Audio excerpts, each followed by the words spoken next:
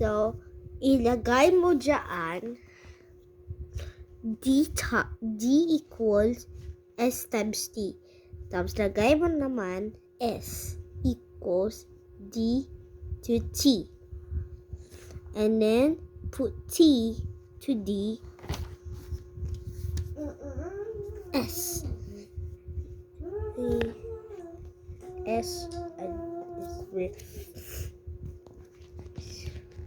Ito, speed, distance, time. Ulit.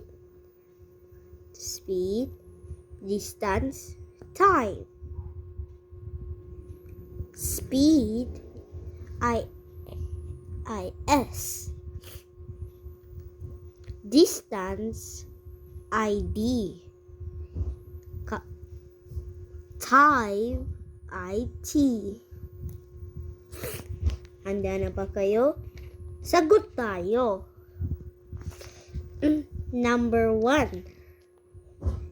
Lagay mo dyan d equals s times t.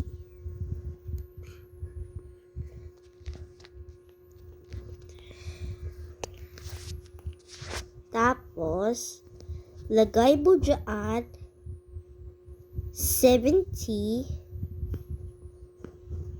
miles at i-equal mo, lagay mo ng hour. Tapos, lagay mo ng 2 hours.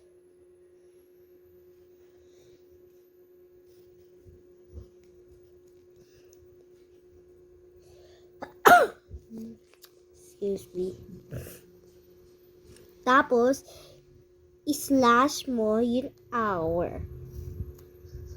Tapos, i-times mo sa 70 miles times 2.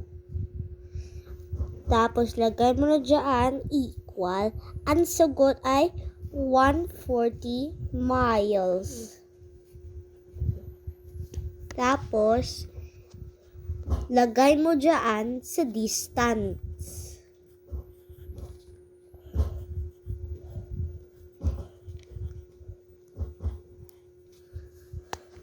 At ito, number 2. Lagay mo ng 55 kilometer. Tapos sa taas naman, lagay mo ng hour. Tapos ito naman, lagay ka ng 11 hour. So, ang sagot ay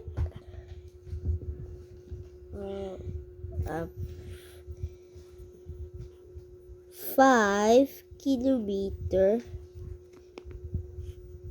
/h.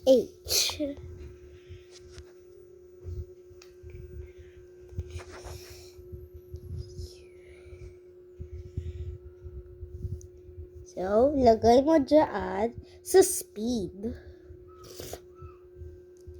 5 kilometer /h. Number 3.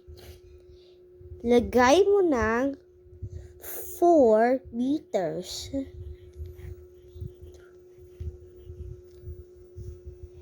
At lagay mo ng 0.5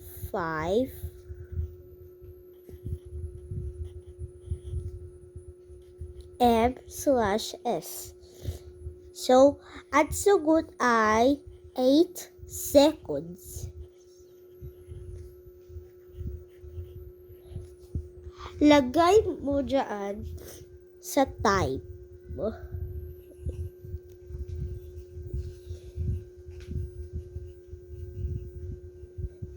Yan yung mga sagot. Nagets mo na ba, mga bata?